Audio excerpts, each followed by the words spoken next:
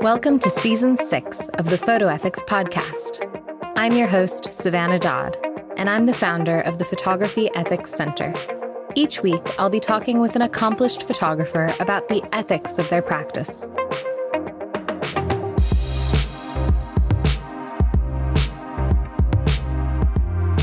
This episode of the Photo Ethics Podcast is brought to you by Falmouth University, one of the UK's leading creative arts institutions.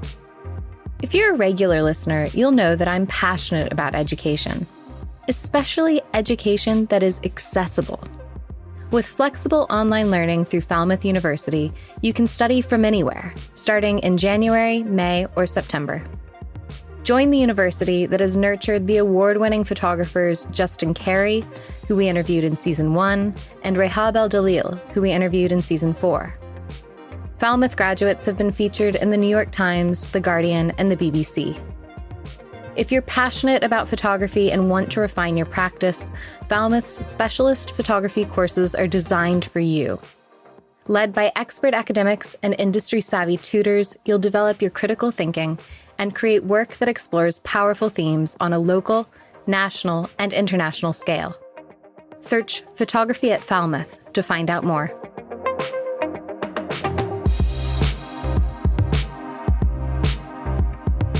Today, in episode number 9, we'll be talking with Jessie Alexander on creative sustainability. Jessie Alexander is a photographer, educator, and writer on photography based in Somerset, England. He studied photography at the Surrey Institute of Art and Design and began his career as a freelance photographer on editorial assignments, TV stills work, PR, events, and product photography. He developed a commercial specialism in interiors, architecture, and photography of the built environment. Jessie has written reviews and articles on contemporary photography for publications including Source Magazine, Hot Shoe International, and 1000 Words Photography. In 2008, he completed an MFA on the documentary photography program at Newport. In 2015, Jessie published Perspectives on Place, Theory and Practice in Landscape Photography. His first photo book, The Silent Land, was published in 2021. Jessie began teaching during his postgraduate studies and was the program leader for the Honors BA in Photography at the Open College of the Arts from 2013 to 2018. He went on to set up the online MA photography program at Falmouth University, which he has been leading since 2016, and which is the largest postgraduate photography program of its kind. Could we start with you just telling us a little bit about the kind of work that you do? I'm a kind of commercial photographer, I guess, by trade. My own work, my sort of personal work is around documentary, but I also teach. I've taught for nearly 20 years now, and I'm writing about photography as well. I'm very much sort of preoccupied by place and landscape. Yeah, ideas around that. Yeah, and then with my commercial work, I also kind of do architectural work and sort of landscape work. So really anything that kind of gets me away from my desk and outside makes me happy, I guess. And how did you get into photography initially, I guess? Did you sort of take a traditional route? Like, did you study photography all the way through? Yes, I think a pretty traditional route. I came to photography when I was about 17 with a fairly casual interest, but then an incredibly generous gift from my dad of a really nice Nikon SLR FM2, and really got into it then. It was not really a plan to go to art college. Very fortunately, I didn't quite get the grades to go and do history. It was a great opportunity to sort of fail and not to have that sort of route defined. And then I guess I spent a couple of years teaching myself photography, learning from friends. I had a great friend and she taught me how to kind of work in the darkroom. And then I did get a place at Farnham, what is now the UCA. And it was towards the end of that program that I was starting to get a bit more interested really in place. I had some fantastic teachers, probably most notably David Campany. And there was, a lot of kind of late photography around then. I fell in love with Paul Seawright's work. Then kind of was starting to work commercially actually during about my second year, doing like little bits and pieces and also doing some work for TV, like TV stills. Then went to Newport, and did what was the MFA in documentary photography. That was really where my kind of interest in place was properly kind of examined. And it's been my kind of preoccupation ever since, I guess. When I was looking at your website earlier, I was really intrigued by how you described yourself as both an insider and an outsider when it comes to rurality. I think that really resonated with me because I think I kind of find myself in a similar situation these days, having moved out to the countryside about 5 years ago. Could you talk a little bit about that insider-outsider relationship and the nuances of rurality and placemaking? I was kind of brought up in Bristol, in not exactly the suburbs, but certainly not kind of inner city either. But I actually spent most of my weekends with either set of grandparents, which were in Somerset or in Devon, and my dad's stepmom, who were in the Forest of Dean. So really the entirety of my life been moving between a sort of urban and rural context. And I definitely have always felt more at home outside of the city.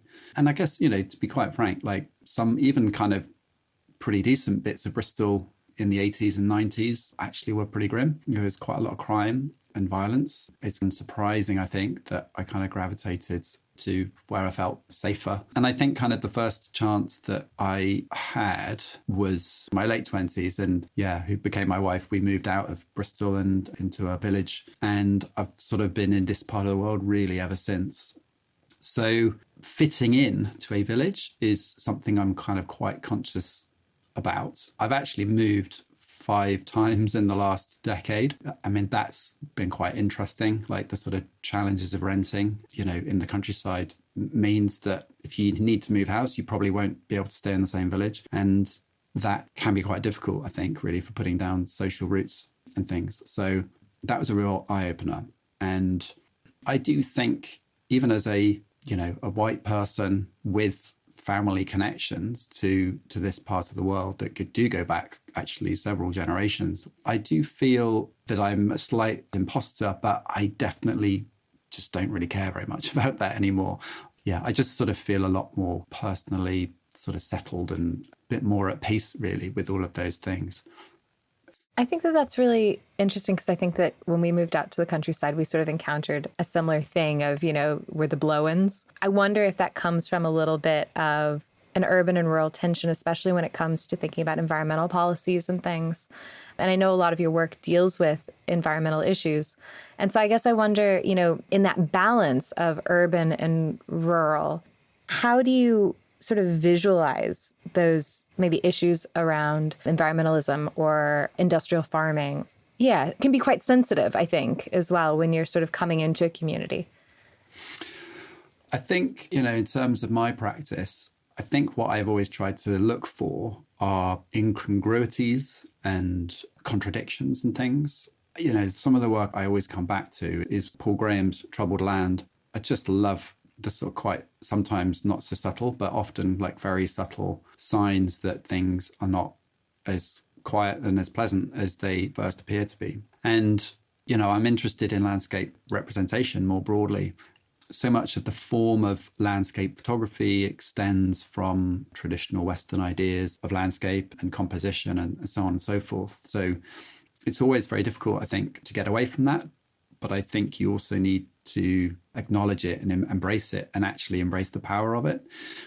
But a lot of landscape pictures, traditionally, for the last kind of 500 years or so of the actual genre of landscape, has been made for urban audiences, really at the expense of acknowledging the kind of real realities, really, of people who do live in rural areas and kind of face particular challenges and difficulties. So there is, I think, a very, very inherent urban bias in landscape representation. It sort of links to other things like enclosure acts and a very distorted appreciation of the land in a very sort of broad sense. So my approach, I think, has been to try and really observe some of those contradictions, try and show a different side to the very, very dominant kind of visual narratives around the countryside. And that doesn't mean to sort of say like only turning the camera on, kind of unsightly things, but actually try and do things subtly. You have to sort of bring people with you. You have to kind of bring them into the picture.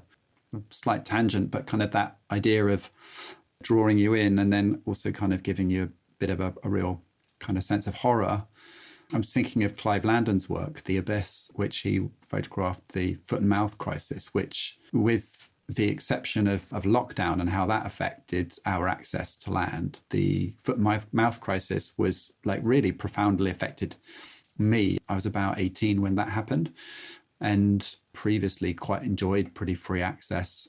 That was quite a sort of an awakening, actually, for me. And some of Clive Landon's photographs were just absolutely stunning from a distance. Then you go up close and it's not a kind of a misty morning. It's early morning with smoke from a huge kind of pyre of cows that have been slaughtered prematurely. So I think using the language of the picturesque, of pictorialism, can be hugely effective, I think. It's a massive generalization, but I think, some people love the kind of idea of the rural idyll and will sort of furnish their homes and surround themselves with images and icons of all of this. But then other people really get it. But actually, I think most people do get that there is a dominant narrative that's quite unrealistic. And actually, people I think generally respond quite well when an alternative view is sort of shared.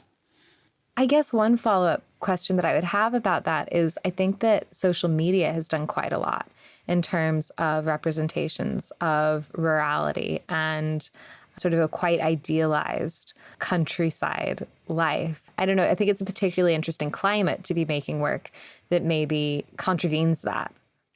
I don't engage massively with social media. We might come back to this depending on some of your other questions, but I think it's aspirational imagery kind of broadly. I mean, I'm aware of landscape pictures, particularly in packaging, or if you look at a supermarket, enormous, great big kind of posters of nice sort of early morning sunsets with farmers picking potatoes and so on. These images are really, really pervasive, I think, particularly around agriculture, actually. And it's very disconnected. And unfortunately, the majority of agricultural practices are really, really bad. They're really polluting. Huge amounts happening in areas, where lowlands have been drained and emitting massive amounts of CO2 from peat reserves and so on. And these things are just completely ignored. And I mean, there isn't really any reason why most people would know that. The dominant narratives are quite different. I think media broadly is very distorting. The way often the countryside is spoken about in a very, very broad, general way. The countryside is an incredibly dynamic and very industrialized place all over, really. And these ideas are really beyond, I think, this sounds very patronizing, but, I do think that it's quite beyond the imagination of a lot of people whose lives are very much exclusively in kind of urban areas. Mm. No, absolutely. Which is where a lot of our politics is. Yeah. So that's another question as well. Totally. And I guess, how did you sort of develop your understanding of representation and sensitivities around representation or ethics of representation? Where did that sort of come from for you? Was that something that you developed through your coursework, or was it more through experience? Yeah, I guess a bit of experience. Well, I certainly learned some perspectives from my own family. Both my grandmothers were involved in farming, and my brother's an ecologist. My dad has just written his second book, which is around seeds and seed collecting. And I've very much always really been around, a lot of these things that creep into my work. But I think it was probably through the process of writing Perspectives on Place, which was 10 years ago now. Well, it's longer when I actually started writing it. So that was where I actually learned a huge amount by going through that process. And actually, doing projects, I think fundamentally, I do projects because I'm just really interested in stuff. The photographs are kind of a happy outcome, really, of that. An example of work that is ongoing, I call it ongoing, although I've really not done very much on it recently. But in 2023, in the summer, brought together kind of a breakpoint in what I feel is a bigger project around the Somerset levels. And the digging season in 2023 was all about kind of peat extraction on the levels, which I genuinely didn't really know anything about. And that was despite the fact that, my grandmother came from that part of the world. I spent a bit of time there, not a huge amount of time. I knew something of them, but I was actually just drawn there, having kind of driven through it and around it at sort of various points. I'm thinking, oh, there's something here, there's something interesting here. Like, I really want to spend some time down here and photograph it. It was through that process that I learned really about the complexities of the archaeology and the connection between the sort of peat mining industry on the levels. And of course, like the future possibility really of the levels being submerged again at some point because of how low they are in relation to the Bristol Channel. I think photography really, and I guess wanting to make creative projects and also writing about things, commissioned to write a review, for instance, or an essay for a photographer's book, then those are really good opportunities. I think that's such a theme on this podcast as well, as this idea of sort of being constantly open to learning that can be really fruitful, but also can help, I think, us as image makers to be more reflexive about representation. And I guess in terms of your approach to ethics as well, have you developed your ethical approach? And do you have maybe any examples of ethical dilemmas that you've encountered in the process of making work, especially about the environment? So certainly, like in more recent years, sustainability is really, I guess, where my sort of key ethical focus is. But also, of course, just generally the messaging of work. And if you sort of take out the actual practices and the practicalities of how you go about working, you know, what is the work saying? Is this promoting a better understanding of the world, or does it reinforce unhelpful or myopic understandings of the world? Does it increase consumption, basically, in a bad way? That's sort of my core fundamental approach. Is the priority has to be around thinking about the messaging, you know, and that's obviously where I'm at with my students, really. It's just kind of really hoping, you know, that they will, as we all will, be working towards constantly reflective and reflexive practice. Clearly, we don't make the right choices all the time. And yeah, we need to kind of keep evaluating our practices. You know, my focus has been really on really driving down my own kind of consumption and my pollution and carbon impact of my work. So I've done a fair bit in recent years. I think there's more to do. There's also like being more consistent, because it's quite easy as well when it's like, oh, suddenly this opportunity, this commission comes in, or this responsibility. And it's like, oh, like for instance, I have an electric car, but it's kind of an old secondhand one and it's got pretty rubbish range. And I had this job which was a bit out of range. I probably could have done it, and I probably could have figured it out and done all the charging. But actually, you know, if you're trying to make sure you do a good job, and getting there on time is a great way to start that, you know, you can be pretty anxious. So I borrowed my cousin's gas guzzling massive Volvo to do it. And I was like, okay, well, this isn't good. But day to day, Jesse, you're not burning loads of diesel, are you? So don't like be too harsh on yourself.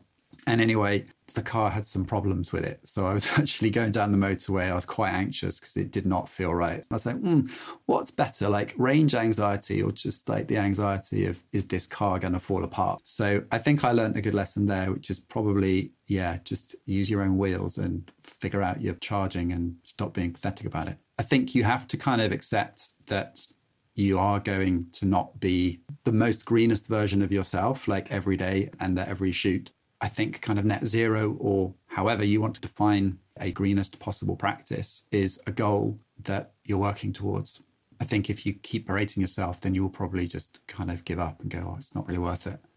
So, I mean, that's kind of where I'm ethically with more practical sort of things, I guess. But yeah, you mentioned social media, and I think the body of work that I've done that's most ethically questionable, it's actually probably a bit illegal, was this body of work I did in about 2018. I first kind of ventured into online dating, and it's a very weird place. The thing I was really struck with was how women were using the countryside, the landscape, and also animals, but essentially kind of using nature to create a narrative around themselves. Now, of course, like we all do that. I do that as well. You know, I was also creating a profile and trying to get attention, and I couldn't kind of get over just how repeated a lot of motifs were. So what I started doing was screenshotting these profile pictures. Well, it's kind of copyright violation and also kind of moral right violation, which maybe is a different thing we'll come on to. But I had a real compulsion to do it. There wasn't really anything nefarious about it. It was a genuine anthropological curiosity as to, like, well, for instance, standing in the landscape with your arms outstretched, basically. And I sort of spoke to Dawn Woolley about this, who's done lots of work around selfies. And she sort of talked about it actually as an idea about sort of claiming that space and kind of occupying that space, which I thought was quite interesting from a sort of female perspective. But there were lots of pictures of people posing with elephants, for instance. There was a whole collection of selfies at Machu Picchu. There's almost a collection of women on tractors, but not quite enough. Quite a lot of women with shotguns as well, but that probably speaks about where I am in the world. But anyway, I put this collection together, and I think there's probably like over 100 photographs in the end. And it was on my website for a while with some context and the caveat that, if your image is on here and you don't want it to be here, or you identify somebody, can you let them know and I'll take it down. But I think kind of on reflection, I don't really think that was good enough. I hope that like someday it's useful for something, and enough time will have kind of passed that I think anybody who did see themselves in there wouldn't feel offended or abused. It's probably worth saying that actually those apps themselves, specifically Tinder, had a function to actually share profiles with other people. I had female friends who would be sharing the profiles of other people, actually kind of not in a terribly kind way. It's like, oh God, look at this person, like this guy posing with a cobra. That's a big thing. And, posing with sedated big cats as well. That's another big thing. There was functionality within the apps themselves to actually do this. So there was a few contradictions around it. I wanted to be clear, like I was kind of part of this community as well. I wasn't there purely in a voyeuristic sense or in a kind of research sense. I do sort of feel that ethics, as you know, are evolving and are quite mercurial. There are red lines, I think, but I think ethics probably do need to be leaned on a little bit from time to time. I think it can be part of, how meaning is constructed within a work itself, I think, and how, it can kind of create tension and discussion around if work violates ethics, but it kind of leads to some really useful conversations, then maybe that's not such a bad thing, I guess. So I don't know. I'm waiting for you to kind of crucify me now. But No, I think that's really interesting. I mean, that's a whole also really interesting field of research ethics, about looking at images on social media. Is it ethical to use those for research if the people don't know about it? It's a fascinating area because it is all open to the public. And what does that mean, and how can that be used and to what end? I think it's a really, really interesting question. Did anybody actually contact you to take them down or no?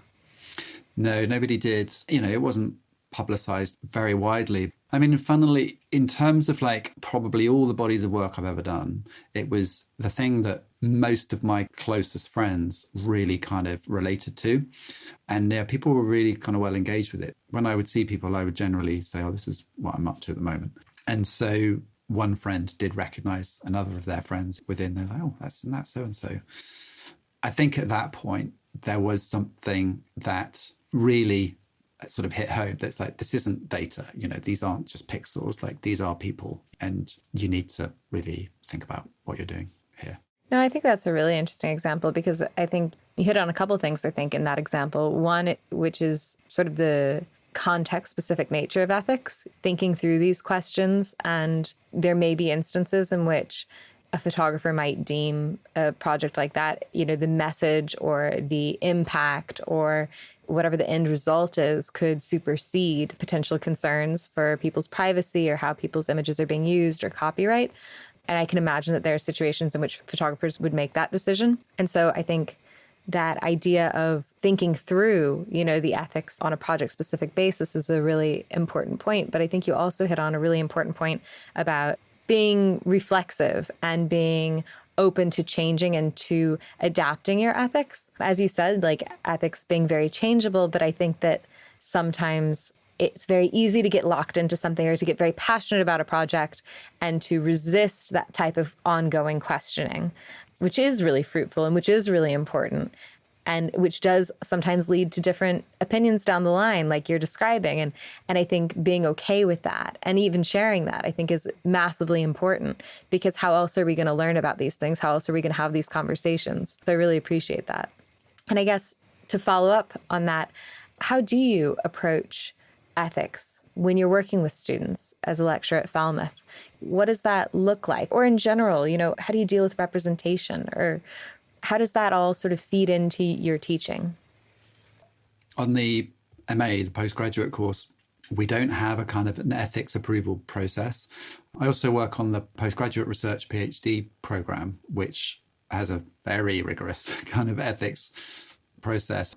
I'm quite glad that our MA students don't have to go through quite so much of that, because I do think, particularly with students at undergraduate and kind of early postgraduate level, I think what we just wanted them to do is to really encourage them to create, really, and to make. And I do think if ethics are so far at the front and in such big, bold letters, then I think it can be a bit kind of restrictive. So I think the thing I say is the MA course is a safe space to make mistakes. And yeah, it's through that sort of process of, this is what I've done, what do you reckon? And it's through seeing people's work, I think, and understanding what they're doing and, of course, what their intentions are, that you start to have those questions. And I think, like everything, as you're saying, it's about the context of the particular approach. You might have two students in exactly the same group crit scenario, and essentially they might be doing quite a similar kind of methods in how they're working, but actually one is just not appropriate at all if they're working with vulnerable people, for instance, or where consent and informed consent is like really obviously important. So I don't say we teach ethics in a very didactic way. I think it's discursive. It comes up constantly, but I hope in a fairly nuanced way, and in a way that doesn't really kind of shame people when they might have been doing something that was a bit questionable. Yeah, in a way that invites reflection, but very, very much thinking about the visual strategies, the techniques and the equipment and materials that are being deployed. I think also these not restrictions, but like, let's say, well, okay, let's call them restrictions, because sometimes ethics can be restrictive, but actually, I know this is something you've talked about, actually it forces innovation and it's going, well, okay, well, it's not okay to do it this way. So I've got to think about it. I've got to think about a different strategy. I've got to rethink something. And it leads to new ways of working that are fairer, I think, on everybody. I think what we really want our students to be able to do is to feel confident standing up in front of their work. We do want people to put their work out into public spaces in some form or another. And we want them to feel confident that they have thought about these things and they've got answers if people have got questions around the ethics, and that they'll feel equipped and empowered to be able to speak fluently and confidently about it, because it's a hugely important part of your validity, I think, of calling yourself a photographer in the 21st century. God knows what photography will be like even in 5 years. I think what's just really important is to think about whoever might be behind the camera or behind the prompts in creating generative AI images, for instance, and doing what we can do to make them, best human beings that they can be, really, to be deploying whatever it is they're using appropriately and kind of authentically and in a way that they can justify, basically. Absolutely. I mean, I think there's so much in that. Like, for starters, that is something that I'm so passionate about. And I think you absolutely hit the nail on the head, that ethical challenges or ethical dilemmas in a work can actually force innovation and force creativity in a direction that might not have otherwise emerged, and which can be more interesting and more fruitful. I completely agree with that. And I also think that approach about not having an ethics approval system is super interesting, because I do think that there's a risk a lot of times in higher education to preclude opportunities to explore difficult topics. And I think what better place is there to explore difficult topics than when you're working in the support of an institution with mentors, with lecturers, with peers. That's the time to maybe tackle things that feel riskier or feel more uncomfortable and work through that with the support system. Because once they leave higher education, so many photographers end up working on their own, without those structures. And that's a much more difficult position to find yourself in when you're trying to tackle something that's maybe a a sensitive or a delicate, challenging topic to photograph. I think that's really interesting. I was just sort of thinking about, particularly like with people. I mean, maybe I'm speaking a bit from my own perspective too dominantly, but I remember feeling so empowered, like the first time I actually asked somebody to take their photograph, like a complete stranger. And it was quite frightening. And quite a few people sort of said no. Actually, when somebody did say yes, I got a crap picture. That didn't matter, it was amazing. I was like, wow. And actually, it leads to a connection, I think. And those connections lead to opportunities. And being successful, like whatever direction you're going in, will rely on kind of connections with other people, building relationships and just things leading to others. I'm not particularly spiritual or supernatural, but like I do kind of believe that I think the world kind of looks after photographers when they are kind and they sort of share their work, and kind of opportunities come up when they're kind of open, and people generally want to help, I think. So be nice and the world will be nice back, I think. Something that you touched on a bit earlier that I did want to circle back to was about sustainability. And I guess I was wondering, first of all, how does that come in as well to your teaching and to the course at Falmouth? But also, what are things about, especially digital sustainability, that maybe people should be thinking about? I think that we a lot of times think that things that happen on the computer are amaterial. They have no carbon footprint because they are digital, but that's not the case. Everything that we're saving in the cloud has a carbon footprint as well.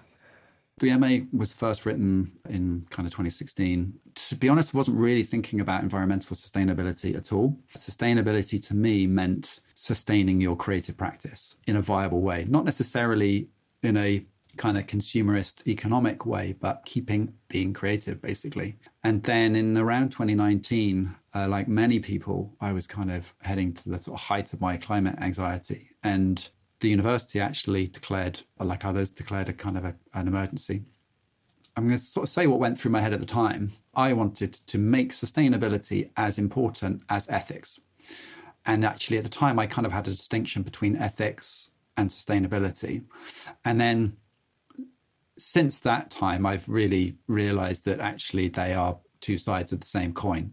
And we kind of believe in still that idea of creative sustainability. That's really why people are doing a course in a creative subject to that level. But that will involve building a community, kind of your photography fitting into an economy of some kind. That won't necessarily be one that makes tons of money, but it means that the photographs will have an interaction with other things, like with the world in other ways, in some form or another.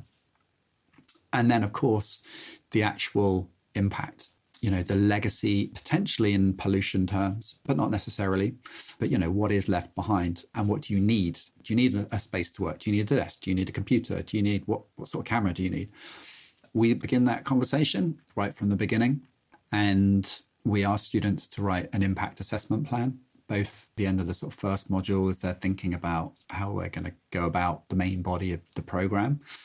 And then also at the beginning of their final major project stage of the course. So in that, they will be kind of identifying exactly those things you mentioned. So they will be kind of digging into their workflow and how they might store their photographs. Is it greener to work with film or not? There's obviously pros and cons to all these things. There is no greener solution. Like the greener solution is to not do it. Actually, as Tamsin Green, keeps telling me about photo book publishing. So, you start from that point and kind of work backwards to find the sort of least worst solution, really. But, I think we're trying to get into a ultimately restorative, regenerative sort of place. Being more circular has sort of got to come first. In those past 5 years or so, I think really like the students, they've really done all the work, because at the time there was so little to go on. There's been a real explosion since about 2019 in greener darkroom practices, kind of alternative processes and developers and things. But also, I think actually more importantly is a much greater critical understanding of those connections between extraction industries, globalization, imperialism as well. And that actually has been really quite profound. Like Siobhan Angus is, a great voice in this area in particular. And I mentioned Tamsin Green, who's done loads of work around photo book publishing. So these things, I think, are hugely important. I mean, actually about being a professional photographer as well, being ecological or being, ecologically minded or green or whatever. It's not just something you should do because you are thinking about your work within the context of an institution like ours. It is increasingly a part of professional practice, basically. So, for instance, we brought in the impact assessment plans quite speculatively. And then actually within about a year or two, I was seeing impact assessment plans or something like that on proposals. It's not just about what is, I think an ethical philosophy. It's also just about professional practice. But we had to draw upon particularly the sort of film and television industry, our big cousins, because they've been kind of streaks ahead, really, of the still image in terms of thinking about their impact. So we had some really good input from an organisation called Ad Green, and also, drawing on the BAFTA's sustainability wing, Albert. And actually, it's taken that time, I think, for us as a course to really understand what we mean by sustainability and sustainable development. There are kind of quite specific points where students do have the opportunity to kind of really talk about that in some depth and demonstrate it. But it's very much like an ongoing conversation. And I think there will be more. I need to do a lot more work myself. I need to really understand the kind of intricacies of the histories of this sort of mineral extraction. And it's obviously quite a terrifying theme, but it's also suddenly a really alternative history of photography, which is all about actually the materials. How much silver, for instance, has been mined and used to make photography work. I mean, it's absolutely incredible, the sorts of quantities we're talking about, really. You were asking about, the digital. I mean, people are still very much working in the ways that they want to work, but we do kind of invite people to, really get under the hood of their workflow and what they need and why they're doing it. It really does lead to sort of different creative opportunities. The example I give is part of the installation I did a couple of years ago. I wanted to get a map of the water network on the levels onto a big board that would be a background for a little video piece that I had. And so I was thinking, I could print onto this and, I could transfer onto that. And then this will be made out of plastic and that will cost a load of money. And I thought, well, actually, I could just trace a map and then draw a grid on it and then just buy a little pot of paint and paint it on there. Took a bit longer. Actually, but I don't know if it did take that much longer. It cost hardly anything, maybe £3 for the pot of paint and the time. And actually it brought something different to the work itself. So I think so much of photography, and particularly commercial photography, has been about the quickest way of doing something, the most efficient way of doing something. But actually that efficiency usually comes at the expense of some kind of waste product or some kind of other, additional pollution. Actually, what we've got to gain is more creativity, I think, from having a slightly less technocentric view of practice, which I think photographers are generally quite bad at. I'm saying that bearing in mind, actually, coming back to the beginning of our conversation about how important that camera was, that gift from my dad that ignited all of this. So, I guess I need to honour that. But photographers often do get quite excited about toys. Take what you really, really need in your kit bag, and the other stuff, just find it or make it or do something different, I reckon. I love what you said there as well. It's like what you're saying about ethics and how that can be perceived as limitation, or it can be perceived as an opportunity for innovation or creativity. And I love how you've paired that also with sustainability, can do the same. Thinking sustainably can lead to really fascinating outcomes. And you mentioned extractive industries in photography, and I would be remiss not to mention that we're also interviewing Alice Kazanov as part of the season, who will be talking a bit about extraction in photography. So that'll pair really nicely, I hope, for the listeners. The other thing that I just wanted to mention off the back of what you were saying is just, the way that you brought students into that process, that you bring students into that process of thinking sustainably, because it is such a emerging area. I think that that's a really fantastic approach and a really interesting approach to sort of treat that as knowledge sharing. That sounds really fruitful for everybody. I'm sure for you as well. It genuinely has been an education for me. And I mean, you might be sort of listening to this thinking, well, that sounds rather lazy, but actually it's an amazing opportunity, and it's such an important thing for all of us to be thinking about. We had this amazing resource, which is like quite a large course as MAs go. I think it is actually the largest in the world. I could be wrong, but actually it's a great opportunity to kind of get all those minds together and go, right, well, actually, if we asked everybody to look at this, then if I do it, I'll come up with a very short list of things and it will take me a really long time. But if you get everybody to do it, then it's like, wow. So I'm really pleased how that has worked, and also how up for the challenge people have been. Because I think people could have turned around and said, I'm sorry, there isn't enough published, material about this. Like, how can you expect us to be incorporating this and marking us on it? And actually nobody ever said that. And kind of one of the only complaints I had was from somebody who actually was a green candidate, who said, well, why are you asking us to do this when there's much bigger fish out there who should be doing a hell of a lot more? Which I think is a fair question. But, well, I think I answered him, if we're not doing it, then really nobody's going to do it. We are kind of learning photography within an art paradigm, and artists do lead ideas. It's as simple as that. We need to be doing that. And actually, I use Alice Casnave's got a brilliant quote actually around, rethinking photography and turning it into an act and practice of care. That usually kind of gets people thinking and gets them in the right frame of mind as well. So yeah, do listen to that episode. Totally. Is there anything that I should have asked you but didn't? There was a question around regrets or things that you'd wished you'd known, I guess. Yeah, I think I would have liked to have known how dependent on other people like I would ultimately be. And although I think I was quite a nice undergrad, I was actually very shy, as I think a lot of people are really in their 20s. And it takes quite a long time, I think, to grow and to kind of get confidence. So I think I would just encourage people to just sort of say hello, introduce themselves. And I think like people often can think of networking as being quite pitchy or being like quite salesy or pushy. And I think that was certainly what I thought the expectation was. That's really not the case at all. It is just about being aware of other people, being aware of what people do. You might be able to do something for somebody or bring something to their project. Chances are you won't. And that's also okay. Be kind of honest about what it is you want to do and not try and get a bit of work from everybody, basically. Try and learn to handle that sort of rejection. It's not personal. It's just, it could be personal, but it's not likely to be personal. It's just like whatever it is you want to do or you're trying to offer, it's not what that person needs right now. And that's okay.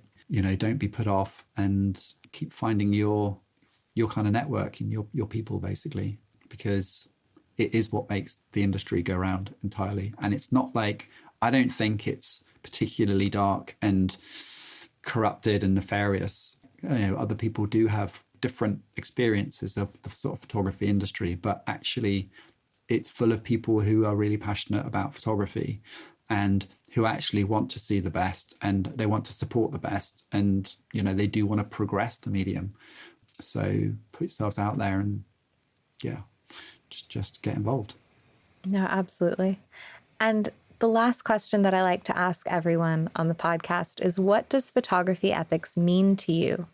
I think it is ultimately what your practice says and what it says about you as well. Because whether it is in like the really obvious messaging of the work or actually the kind of very subtle ways of how you go about working, I think it really does actually filter into all of those choices that you make as a practitioner. So it's incredibly important. And I'm delighted that for all the work you're doing in this space, Savannah, because, you are bringing together really different ideas around what ethics are. And it's incredibly timely and important. So thank you. Thank you very much for listening to this episode of the Photo Ethics Podcast. The aim of this podcast is to share new insights about photography ethics with others. So if you heard something you liked, please share this podcast with someone who would appreciate it. You can also rate and review us on Spotify or Apple Podcasts.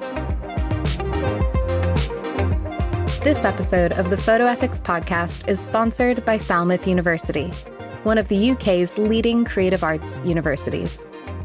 In a world where images shape narratives, ethical photography has never been more important. At Falmouth University, the online photography MA helps you master your craft while exploring the responsibilities of visual storytelling. Learn from industry experts, challenge conventions, and develop work with integrity, all from almost anywhere in the world. Join a global community of photographers committed to making a difference. Search Falmouth online and book a call with a course advisor today. Join me next week when we hear from Kimbra Audrey about healing.